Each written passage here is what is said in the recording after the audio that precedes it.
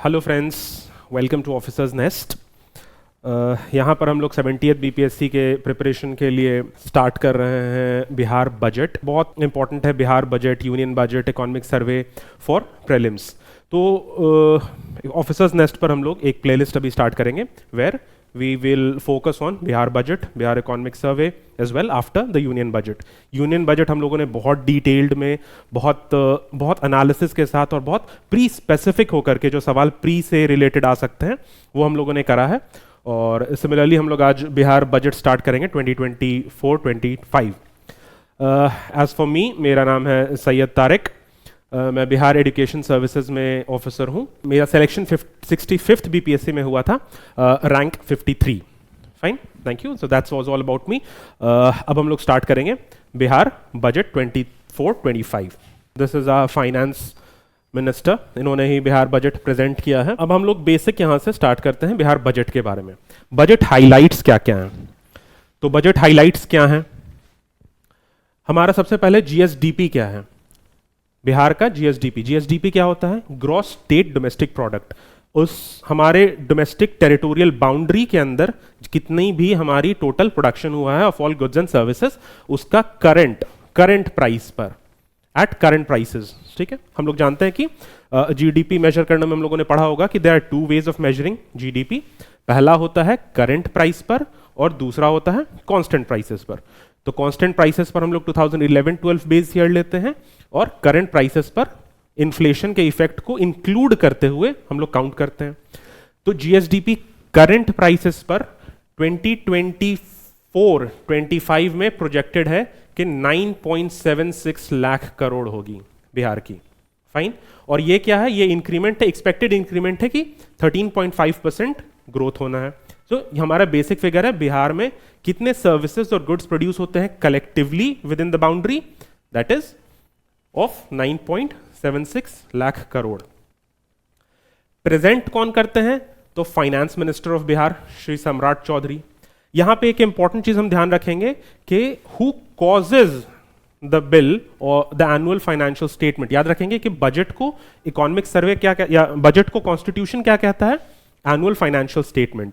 और governor cause करते हैं, governor causes the annual financial statement to be laid, और एक्चुअल में ले करते हैं फाइनेंस मिनिस्टर। तो अगर सवाल आए कि who causes the bill, who causes the budget to be laid, तो आंसर होगा governor, and who actually lays, तो फाइनेंस मिनिस्टर। बजट के दो इंपॉर्टेंट एस्पेक्ट्स हैं। हम लोगों ने देखा होगा कि बजट का दो मेजर सेक्शन होता है। पहला इज एक्सपेंडिचर और दूसरा है रिसीट। एक्सपेंडिचर क्या होता है? What is budget expenditure? Budget expenditure is के सरकार कितना खर्च कर रही है, सरकार के पास। रिसीट इज कितना पैसा सरकार के पास आया, दैट इज बजट रिसीट। और एक्सपेंडिचर कितना पैसा सरकार ने खर्च किया। हमारा बजट रिसीट का एस्टिमेट फॉर 24-25 क्या है? लगभग 2.27 लाख करोड़।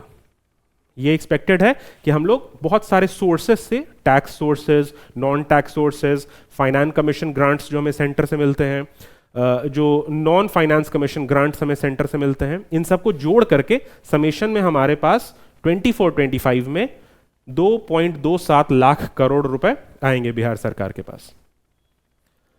एक्सपेंडिचर कितना होगा? Expenditure is expected to be rupees 2.78 lakh crore, receipt से ज्यादा, विच सिंपली मीन्स कि हमारे पास फिर डेफिसिट होगा। फाइन, तो हमारा एक्सपेंडिचर, ये दो बेसिक फिगर्स हैं। डायरेक्ट फिगर्स बहुत ज्यादा डिटेल में तो उम्मीद कम होती है आने की, बट ये दो फिगर्स हम लोग ध्यान रखेंगे। 2.78 लाख करोड़ इज एक्सपेंडिचर और 2.27 लाख करोड़ इज हमारा रिसीट। फाइन, अब कुछ और बेसिक डिटेल्स हम लोग आगे और भी इसके फाइनेंशियल्स देखेंगे। तो एक इंपॉर्टेंट फिगर है कि हमारा एक रेवेन्यू सरप्लस एक्सपेक्टेड है। अब रेवेन्यू सरप्लस क्या होता है? जब रेवेन्यू सरप्लस इक्वल्स, जब हम लोग रेवेन्यू एक्सपेंडिचर रेवेन्यू रिसीट से कम हो। हमारे पास रेवेन्यू में जो भी हम कलेक्शन करते हैं या एक्सपेंड करते हैं उसके दो पार्ट्स हो जाते हैं, रेवेन्यू और कैपिटल। कैपिटल इज जहां पर हम लोग कैपिटल एक्सपेंडिचर करते हैं, कुछ ऐसा एक्सपेंडिचर करते हैं जिससे बाद में गेन होने की उम्मीद है, बाद में मल्टीप्लायर इफेक्ट ऐड होता है, बाद में हम उससे इनकम जनरेट कर सकते हैं। तो those are known as capital expenditure. और जो कमिटेड एक्सपेंडिचर हैं जैसे सैलरी, इनकम, पेंशन, ये एक बार खर्च कर दिया तो इससे दोबारा इनकम जनरेट नहीं किया जा सकता, तो those are known as revenue expenditure या रेवेन्यू रिसीट। तो जहां पर रेवेन्यू एक्सपेंडिचर हमारा कम है रेवेन्यू रिसीट से, हमारे पास जो पैसा आया रेवेन्यू में और जो हमने स्पेंड किया, पैसा ज्यादा आया स्पेंड कम हुआ, तो हमारे पास कुछ पैसे बच जाएंगे, that is known as revenue surplus. तो हमारा एक्सपेक्टेड है कि 24-25 में according to budget planners, according to estimates, हमारे पास लगभग 1121 करोड़ का सरप्लस होने वाला है। ओके, इतना पैसा हमारे पास रेवेन्यू हेड में बच जाएंगे, तो that is almost equal to 0.1% of GSDP। ये याद रखेंगे 0.1%, ये भी पॉसिबल हो तो देख लेंगे, याद रह जाए तो वेल एंड गुड। कंपैरेटिवली पिछले साल क्या था, दैट्स एन इंपॉर्टेंट एस्पेक्ट। तो पिछले साल रेवेन्यू डेफिसिट था हमारे पास मोस्ट ऑफ द टाइम। जब हम यूनियन बजट की बात करते हैं तो we have a revenue deficit most of the time, या मोस्ट क्या almost all of the time, ताकि डेवलपमेंटल नीड्स पर और बाकी जो हमारे जो कमिटेड एक्सपेंडिचर हैं उनकी जो जरूरत पूरे करने के लिए we have a revenue deficit. पिछले साल भी हमारे पास रेवेन्यू डेफिसिट था 4.1% का, बहुत ज्यादा। हम लोगों ने पिछले साल एक्सपेक्ट किया था see much higher than budgeted 0.5% surplus. पिछले साल भी हम लोगों ने एक्सपेक्ट किया था कि 0.5% सरप्लस होगा, जैसे बजट, ये बजट है 24-25, हम लोगों ने 23-24 के बजट में जब प्लान किया था उसमें भी एक्सपेक्ट किया था कि हमारे पास बजटेड में 0.5% सरप्लस होगा। इस बार हम लोग एक्सपेक्ट कर रहे हैं 0.1% सरप्लस होगा, बट पिछली बार बजट से बहुत ज्यादा खर्च हो गया तो 4.1% ऑफ GSDP हमारे पास डेफिसिट हो गया। When does deficit takes place?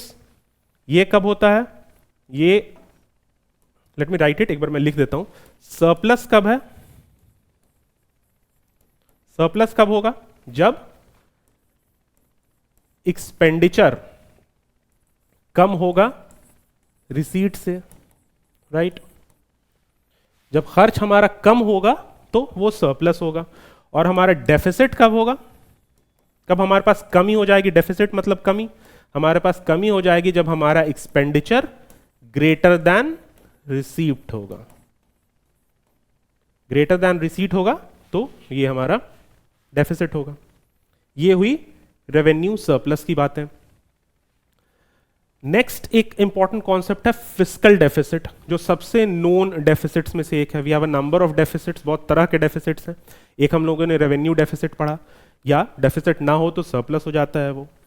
दूसरा सबसे इंपॉर्टेंट डेफिसिट है फिस्कल डेफिसिट, जो ऑफन कोटेड डेफिसिट होता है न्यूज़पेपर्स में। नॉर्मली अगर डेफिसिट पूछा जा रहा है, सरकार डेफिसिट में रन कर रही है, तो वी जनरली से कि वो फिस्कल डेफिसिट की बात हो रही है।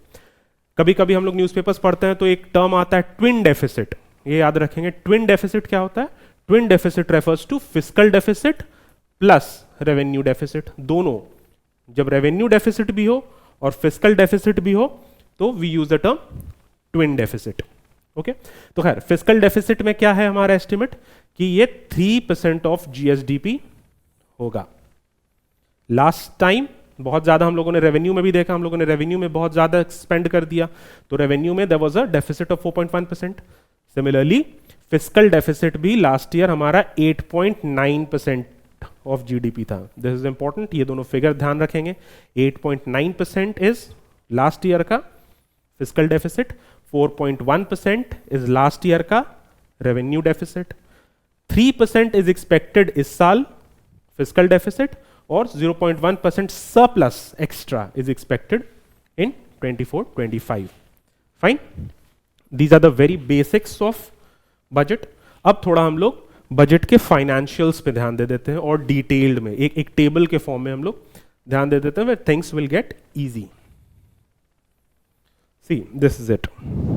तो यहां पर हम लोग टेबल के फॉर्म में कुछ चीजें देख लेते हैं। पहला इज नेट एक्सपेंडिचर, सरकार खर्च जो कर रही है वो टोटल कितना कर रही है। तो यहां पर हमारे पास दो बजट्स हैं, दो एस्टिमेट्स हैं। एक 2023-24 का रिवाइज्ड एस्टिमेट है, ये मतलब पिछले साल जो हुआ उसका रिवाइज्ड एस्टिमेट, और आगे जो एक्सपेक्टेड है 24-25 में उसके बजट एस्टिमेट्स।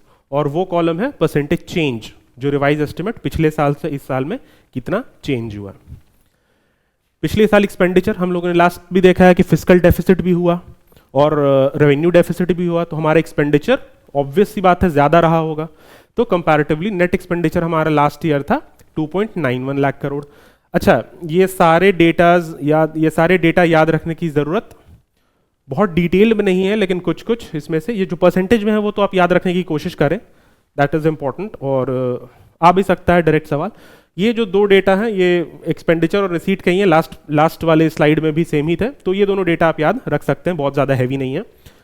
लास्ट टाइम हमारा 2.91 लाख करोड़ था, इस बार एक्सपेक्टेड है 2.78 लाख करोड़। सिंपल सी बात, हम लोगों का प्लान है या वी हैव प्लान्ड के एक्सपेंडिचर कम की जाए ताकि हमारा फिस्कल डेफिसिट भी कम हो और रेवेन्यू डेफिसिट भी कम हो। एक्सपेक्टेड तो रेवेन्यू सरप्लस है।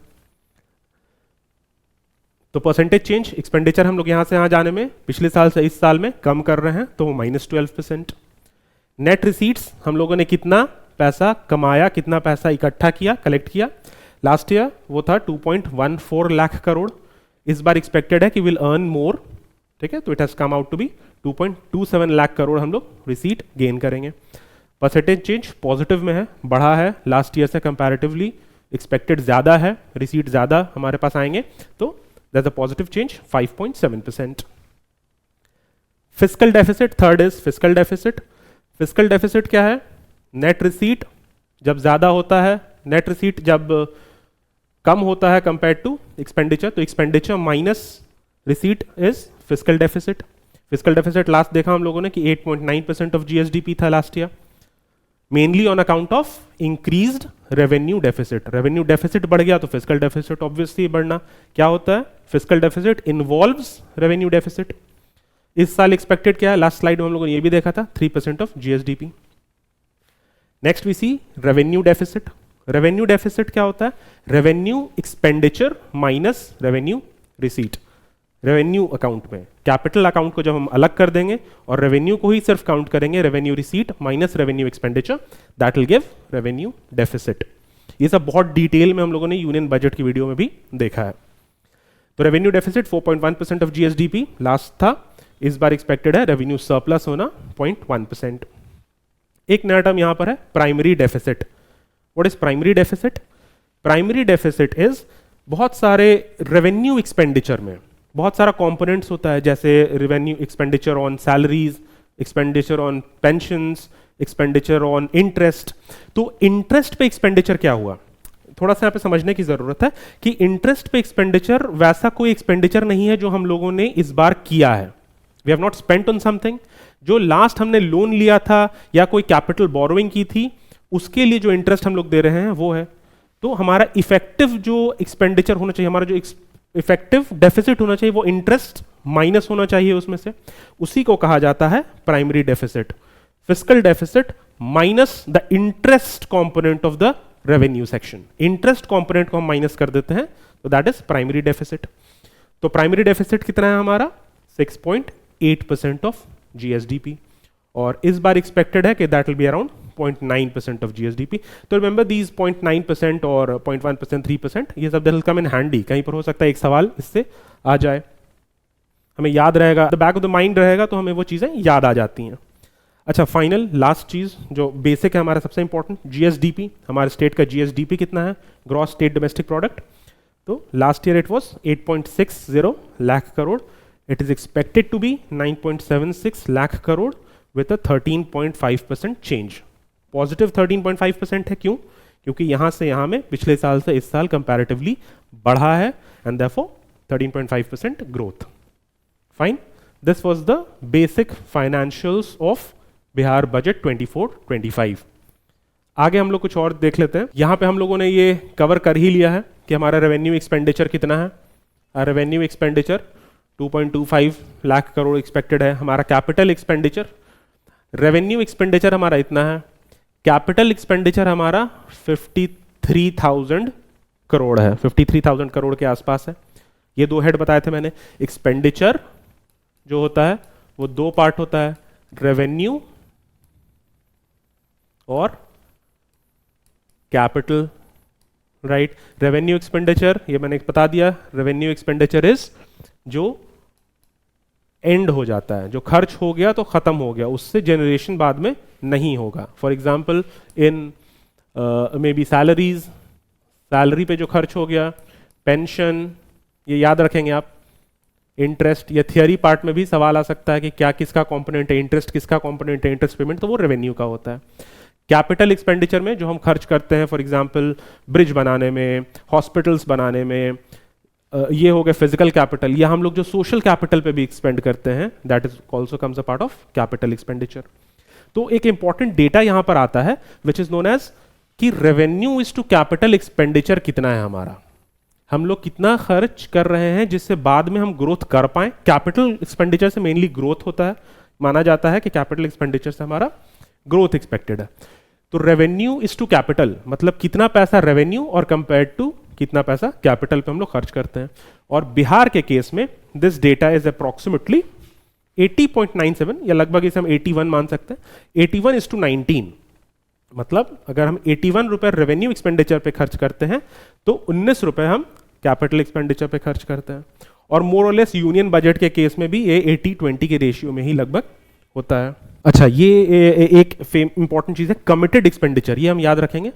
रेवेन्यू एक्सपेंडिचर में एक कंपोनेंट आता है जिसे कहते हैं कमिटेड एक्सपेंडिचर। कमिटेड एक्सपेंडिचर मतलब जिसे कम नहीं किया जा सकता, difficult to rationalise in short term, जिसे शॉर्ट टर्म में कम नहीं किया जा सकता। फॉर एग्जाम्पल सैलरीज, सैलरी कम आप नहीं कर सकते, you have a fixed set of people. लोग हैं जो गवर्नमेंट में हैं, आप लोग तैयारी कर रहे हैं 70th बीपीएससी की, आप लोग भी आएंगे तो you will be a part of the government workforce, आपको गवर्नमेंट सैलरी देती है। तो अचानक से ये नहीं किया जा सकता कि हम कुछ लोगों को हटा देते हैं, right, we can not cut down as it happens in private sector. तो ये डिफिकल्ट हो जाता है रैशनलाइज करना शॉर्ट टर्म में, ये कमिटेड एक्सपेंडिचर है। ये डेटा इंपॉर्टेंट नहीं है, this is expected to be around 92,000 crore, but expected नहीं है, बट जस्ट रिमेंबर कि कमिटेड एक्सपेंडिचर क्या है। उसी तरह दो और हैं, developmental expenditure, non developmental expenditure. As such developmental expenditure जिससे एक्सपेक्ट किया जा रहा है कि डेवलपमेंट हो, और नॉन डेवलपमेंट जो डेवलपमेंट जैसे इंटरेस्ट कंपोनेंट से डेवलपमेंट एक्सपेक्टेड नहीं है, तो that comes under non developmental expenditure. ये एक ध्यान रखेंगे डिपार्टमेंट वाइज एनुअल कितना स्कीम लेआउट है या कितना परसेंटेज है, दैट इज मोर इंपॉर्टेंट। ये परसेंटेज हम लोग ध्यान रखेंगे कि लगभग कितने परसेंट किस डिपार्टमेंट में स्पेंड हो रहे हैं। तो एजुकेशन डिपार्टमेंट का लगभग 22% है। सेकंड, रूरल डेवलपमेंट डिपार्टमेंट 13.84, यहाँ के ऑफिसर्स होते हैं RDOs, रूरल डेवलपमेंट ऑफिसर्स, जो प्रमोट होकर BDOs बनते हैं। एक बहुत अच्छी पोजीशन है 70th बीपीएससी के लिए जो लोग ओपन है if this availability. Social welfare department third है, रूरल वर्क्स डिपार्टमेंट 7.41%, उसी तरह हेल्थ डिपार्टमेंट 7.12। हेल्थ का हमारा नेशनल टारगेट है कि हम लोग लगभग 2.5% के आसपास खर्च कर पाए नेशनली, बट यहाँ पर तो 7% हो रहा है। रोड कंस्ट्रक्शन, वाटर रिसोर्सेज, तो ये डिपार्टमेंट का परसेंटेज वाइज टॉप 3 आप ध्यान रखेंगे कि बस टॉप 3 अगर हम याद रख पाते हैं कि टॉप में हमारे कौन डिपार्टमेंट्स हैं, बाकी तो ये तो अदर्स में और भी बाकी रहेंगे। तो टॉप 3 हम लोग ध्यान रखेंगे कि याद रखें कि कौन सा डिपार्टमेंट में खर्च ज़्यादा हो रहा है। Next, this is sector wise expenditure structure. ये बिहार बजट की एक स्पेसिफिक डिस्टिंक्शन है प्रोबेबली, जहाँ पर ये यूनियन बजट में बहुत कम देखने को मिलता है। जनरली बिहार बजट में मिलता है कि how are we dividing the expenditure, जो हम लोग खर्च कर रहे हैं उसको कैसे, किस किस सेवाओं पर, जैसे सामान्य सेवाएं क्या है, तो general services, social services, economic services, ये बेसिक सर्विसेज गवर्नमेंट कंसिडर करती है। तो जनरल सर्विसेज पे लगभग 30% हम लोग खर्च कर रहे हैं। सामाजिक सेवाएं, सोशल सर्विसेज, जो हम लोगों को फॉर एग्जांपल अगर गवर्नमेंट रन स्कूल्स हैं, government run child care centres हैं, गवर्नमेंट रन क्रैशेस हैं, तो उनके पर कितनी सोशल सेवाएं या सामाजिक सेवाओं पर कितना खर्च हो रहा है, दैट इज अराउंड 38.89, लगभग 40% या 39% के आसपास। जस्ट कीप इन माइंड, एक बार ध्यान रखें, दैट इज इंपॉर्टेंट। आर्थिक सेवाएं, इकोनॉमिक सर्विसेज, गवर्नमेंट जो इकोनॉमिक सर्विसेज प्रोवाइड करती है, बहुत सारा सैलरीज देती है, बहुत सारा अनुदान देती है, बहुत सारे जो needed vulnerable section of the society है उनको हेल्प करती है, तो that comes under economic services, वो लगभग 22.68% है। उसके बाद लोक ऋण की वापसी और ऋण एवं पेश किया, दैट इज थोड़ा कॉम्पोनेंट बाकी और है, but these three are most important. सामान्य सेवाएं, सामाजिक सेवाएं और आर्थिक सेवाएं, ये इंपॉर्टेंट है। और लगभग अप्रॉक्सीमेटली हम लोग देख रहे हैं 30%, 40% और मे बी 39% एंड 22.68% या 23%। लगभग सी द थिंग इज कि सारा डेटा हमें याद नहीं रखना है, सारा डेटा याद रखेंगे तो बहुत मुश्किल हो जाएगा, but we need to know the trend कि लगभग इतने के आसपास है। सो अगर ये सवाल आ जाता है and there are options like के 30%, 35%, 40%, तो हमें ये पता रहेगा कि लगभग 30%, 1/3 के आसपास ही वो कोई फिगर है, और that will be easy to switch. Next is receipt. Receipt is हम पैसा कहाँ से लाते हैं। गवर्नमेंट ऑफ बिहार पैसा जो ला रही है उसके बहुत सारे सोर्सेज हैं। मेजर सोर्सेज क्या क्या हैं हम लोग यहाँ पे देखेंगे। हमारा टोटल रेवेन्यू क्या है, तो आर टोटल रेवेन्यू इज 2.27। ये कोई नया डेटा नहीं है, हम लोगों ने स्टार्ट से देखा है। 2.27 lakh crore was our total revenue. तो 2.27 लाख करोड़ हमारा टोटल रेवेन्यू है, जितना पैसा हमारे पास आना है। अब कहाँ कहाँ से आना है, सबसे मेजर सोर्स क्या है, सबसे मेजर सोर्स है डेवोल्यूशन। फाइन, डेवोल्यूशन और ग्रांट्स फ्रॉम सेंटर, सेंटर से पैसा आना है। डेवोल्यूशन इज फाइनेंस कमीशन जो आर्टिकल 280 से बनती है, वो डिवाइड करती है, जिसको वर्टिकल डिवोल्यूशन कहा जाता है, कि कितना पैसा सेंटर के फंड से, जो सेंटर के पास कलेक्ट हो रहा है कंसोलिडेटेड फंड ऑफ इंडिया में, उससे कुछ पैसे स्टेट्स को दिए जाएंगे फॉर देयर डेवलपमेंट। ठीक है, तो उसमें से कुछ पैसे बिहार को मिलते हैं। दैट परसेंटेज आप लोग को याद होगा, अगर नहीं याद है तो फिर से रिवाइज कर ले, वो परसेंटेज बिहार को कितना मिलता है। अगर किसी को पता है तो कमेंट करिए, पता चल जाएगा सब बाकी लोगों को भी कि वो कितना है। ओवरऑल आई टेल यू, एक हिंट में दे देता हूँ, ओवरऑल 41% है, पहले 42 था, अब 41% है। बिहार में उसका कितना परसेंट है, just try to keep a guess. Fine, rest answer बाकी मेंशन कर दिया जाएगा। डेवोल्यूशन यहां से आया 1.13 लाख करोड़, और ग्रांट सम सेंटर, ये ग्रांट्स आपको पता होगा, दो आर्टिकल हैं इफ यू रिमेंबर, अगर पता हो तो ग्रांट्स दो तरह से मिलते हैं, आर्टिकल 275 और 282। इंपॉर्टेंट नहीं है, डेटा इंपॉर्टेंट नहीं है कि आर्टिकल 275 और 282 पता हो आपको, लेकिन 280 फाइनेंस कमीशन का था, वो इंपॉर्टेंट ध्यान रखेंगे। 272 और 282 में ग्रांट्स मिलते हैं, उसमें बिहार को लगभग 52,000 के आसपास ग्रांट्स मिला है। And this is in addition to finance commission grant, finance commission grant के अलावा ये ग्रांट मिलता है। And this is on discretion of the centre, सरकार के मर्जी पर है सेंटर के। फाइनेंस कमीशन वाला ग्रांट कॉन्स्टिट्यूशनली मैंडेटेड है, ये वाला डिस्क्रेशन ऑफ द सेंटर है, सरकार यूनियन गवर्नमेंट चाहेगी तो देगी। That's the major difference in दोनों के बीच में। फाइन, हाँ, एक और रिसीट का सोर्स जो हम लोगों ने देखा सेंटर से मिल गया हमें, that was state devolution, finance commission devolution, grant पे मिल गया। अब states own tax revenue, state खुद कितना जनरेट कर रही है टैक्स, कितने पैसे जनरेट कर रही है।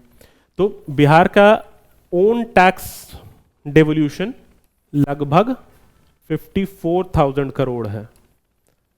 54,000 total receipt 2.27 lakh crore.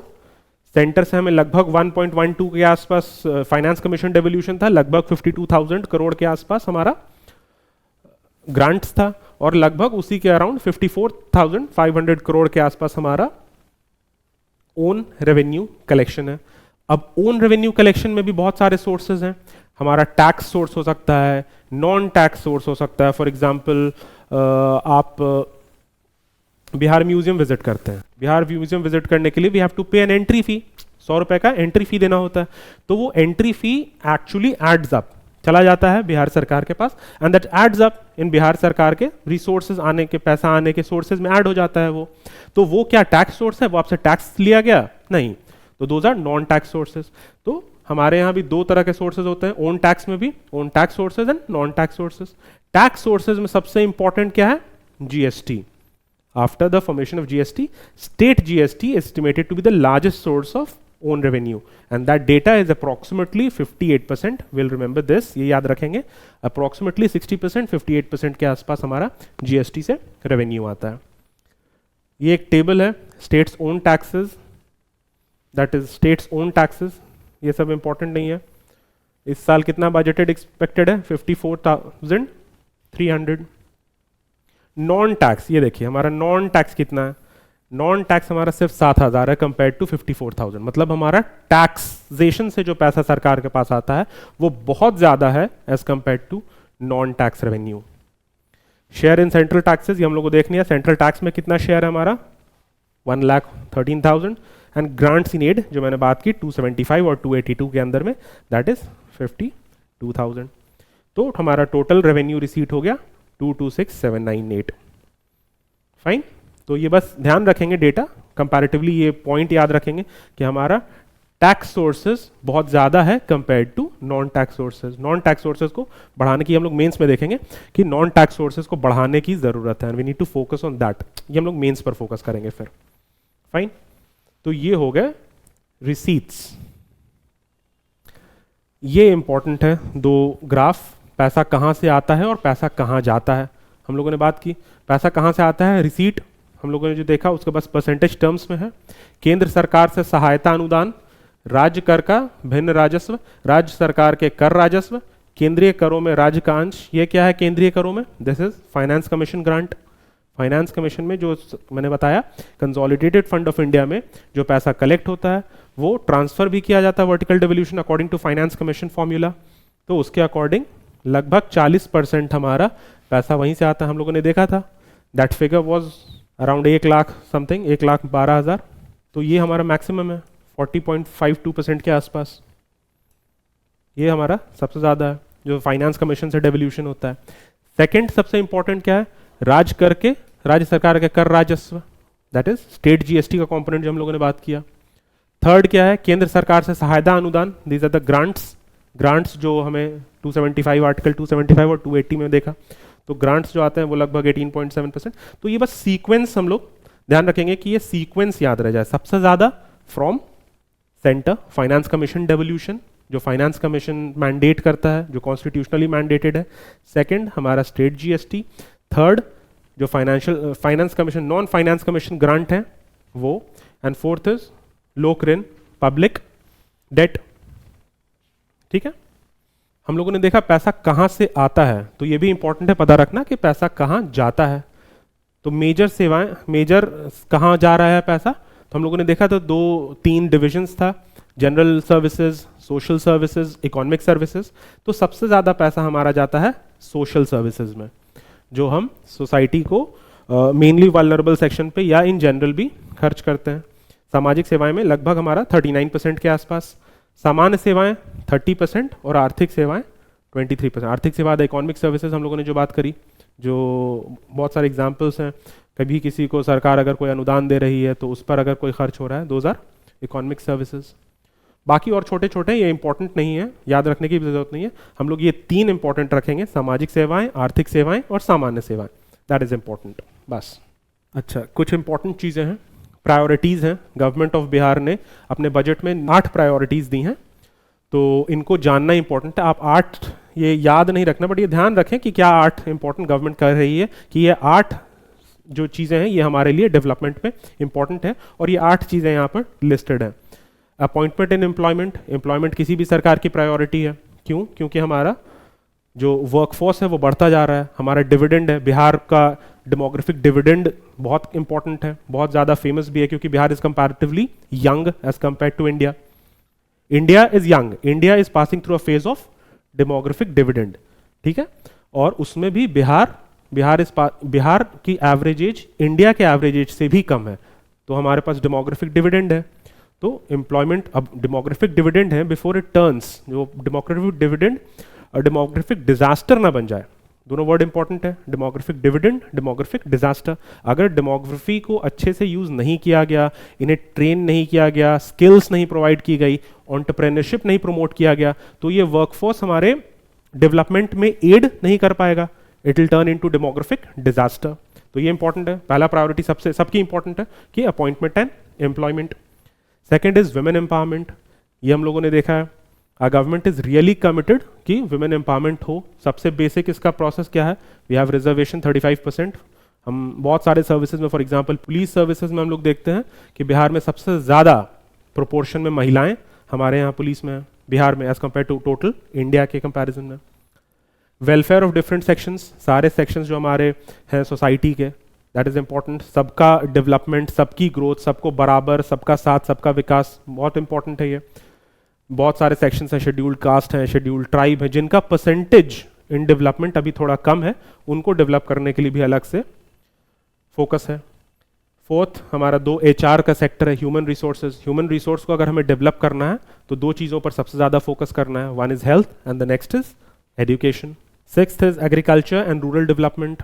Basic है हमारा वर्कफोर्स, हमारा 40-42% ऑन एन एवरेज पूरे देश का वर्कफोर्स हमारे एग्रीकल्चर में इन्वॉल्व है। तो अगर एग्रीकल्चर को नहीं डेवलप करेंगे तो चीज़ें 40% of the society will not develop. तो इट्स इंपॉर्टेंट कि हम एग्रीकल्चर और रूरल डेवलपमेंट को इंटीग्रेटेड मैनर में लेके चले। अब ये इंटीग्रेटेड मैनर क्या है, ये हम लोग मेंस में बहुत बहुत अच्छे से स्टडी करेंगे कि इंटीग्रेटेड डेवलपमेंट कैसे हो रहा है, एग्रीकल्चर और रूरल डेवलपमेंट साथ में क्यों लिखा जाता है, ये हम लोग देखेंगे मेंस में। बट फॉर नाउ ये इंपॉर्टेंट है कि छठा पॉइंट इज एग्रीकल्चर और रूरल डेवलपमेंट पे फोकस है। सेवेंथ इज इंडस्ट्री और एंटरप्रेन्योरशिप डेवलपमेंट। इंडस्ट्री भी डेवलप होना है। इंडस्ट्री ये तो बहुत बड़ा है कि हमारा एक जॉबलेस ग्रोथ का कॉन्सेप्ट है इंडिया में, कि इंडस्ट्रियल एम्प्लॉयमेंट जो होता है percentage, as a percentage of workforce, वो हमारा बहुत कम है, तो उसको डेवलप करना बहुत ज़्यादा ज़रूरी है। एग्रीकल्चर में हिडन एम्प्लॉयमेंट है, तो इट्स इंपॉर्टेंट कि हिडन एम्प्लॉयमेंट को दूर करके लोगों को ट्रांसफ़र किया जाए। बट ठीक है, ये सब हम लोग मेंस में और देखेंगे। Environmental protection and green development, ये हर जगह का इंपॉर्टेंस है। There is only one earth as we know, तो उस अर्थ को बचाना है। तो ये एक लिस्ट ऑफ प्रायोरिटीज़ है गवर्नमेंट ऑफ बिहार का, जो बजट में मेंशन किया गया है, 8 प्रायोरिटीज़। इन 8 प्रायोरिटीज़ को ध्यान रखेंगे क्या क्या है।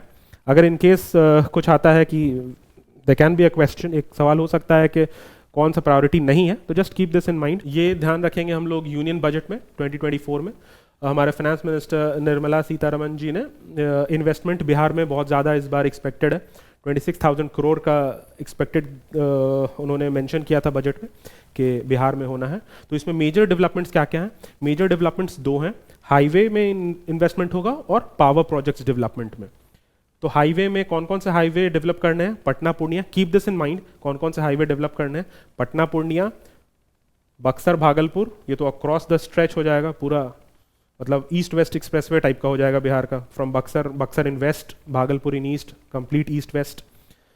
Connecting spurs, connecting Bodhgaya, Rajgir, Vaishali, Darbhanga, ठीक है, ये नॉर्मल है। An additional 2 lane bridge over river Ganga at Buxar, Buxar में रिवर गंगा पे फिर से और 2 लेन ब्रिज बनने हैं। तो these are the major highway developments. और next is power development, setting up of 2400 megawatt plant at Pirpainti. ये बहुत दिनों से प्लान्ड है, डिस्कस्ड है, चल रहा है, बट नाउ इट सीम्स कि ये वाला चीज़ कवर करने वाले हैं हम लोग। Fine, this was all about Bihar budget 24-25। हम लोग आगे बिहार इकोनॉमिक सर्वे भी कवर करेंगे, उसमें देख लेंगे क्या बेसिक चीज़ें हैं प्री के पर्सपेक्टिव से। ये हम लोग ने बजट कवर किया, बहुत सारी चीज़ें इसमें बहुत डिटेल्ड में पढ़ने के लिए हैं, जो मेंस में हम लोग कवर करेंगे। क्यों किया गया, बजट है, अगर ये प्रायोरिटीज़ है तो क्यों ये प्रायोरिटी सेट की गई, 9वीं कोई प्रायोरिटी क्यों नहीं ली गई, these are the important focuses. But for now Bihar prelims के लिए जो 70th BPSC का प्रोबेबली 50 दिन बचे हैं, उसके लिए ये इंपॉर्टेंट है, आप ये कर लीजिए। और मोस्ट प्रोबेबली इससे बाहर बिहार बजट में एक्सपेक्टेड नहीं है, इससे ज़्यादा डीप या इससे ज़्यादा होना नहीं चाहिए। ठीक है, फिर मिलते हैं, थैंक यू।